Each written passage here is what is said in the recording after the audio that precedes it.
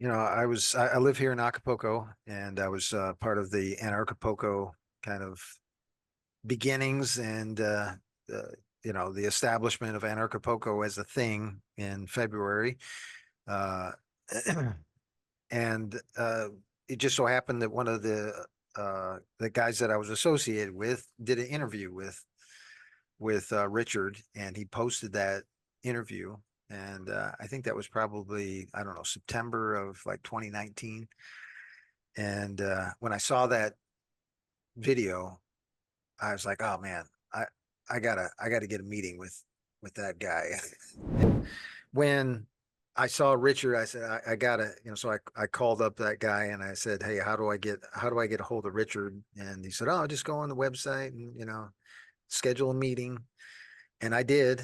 And at that time, Richard was doing the the calls himself. And so I got to spend, I think we probably did like 2 hours of talking to Richard. And it was like I thought of it as the best meeting I've ever had. And I mean, I've talked to a lot of people and I've had a lot of meetings, in the construction industry, in the military, uh, doing business and everything else. And I never had a conversation like I had with Richard.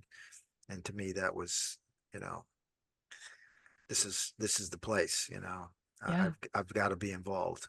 And then I think I came in about week 5 of season 2, and I had to like catch up.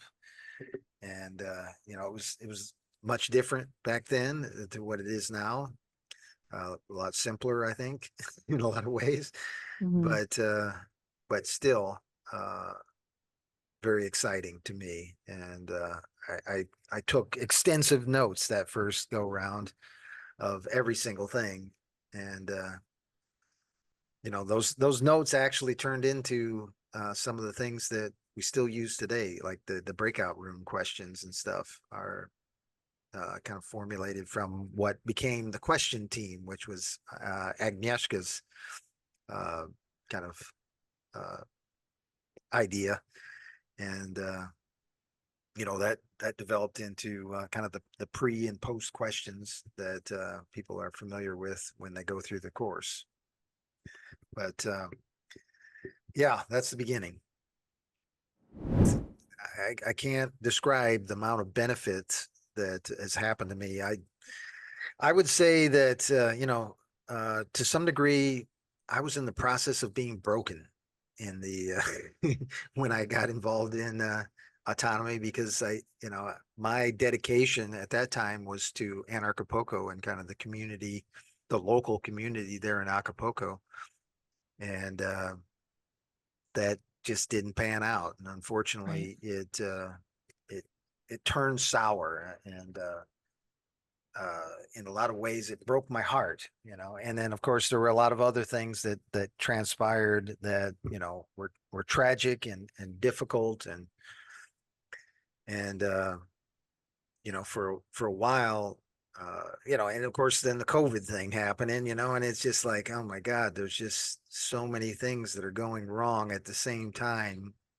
And to a large degree, I think the autonomy community was something I could hold on to when all else was failing.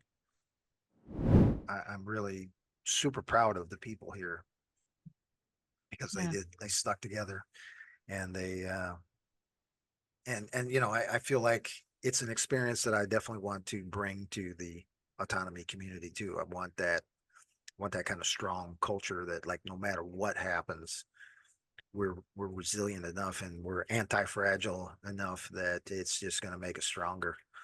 And I Yeah. feel like that's exactly what happened here in Acapulco. The people are even stronger than they were before. Now they are definitely doing their best, as far as the government and the U.S. government, to turn this into a welfare situation. But I think if freedom can't grow here in Acapulco, then we're really in trouble. But Yeah. it's a hell of a culture, and I do love it, and I do want to you know make that part of our culture here in autonomy. autonomy is still kind of in its infancy as far Mhm. as where we're gonna go with this and how Yeah. big this community can get and how powerful it can become. And so, you know, we're kind of just doing the early versions of, you know, like the Wright brothers building the airplane or the uh, Ford putting together the Model T or something like that. You know, we're going to have these as our, you know, kind of in our museum at some point.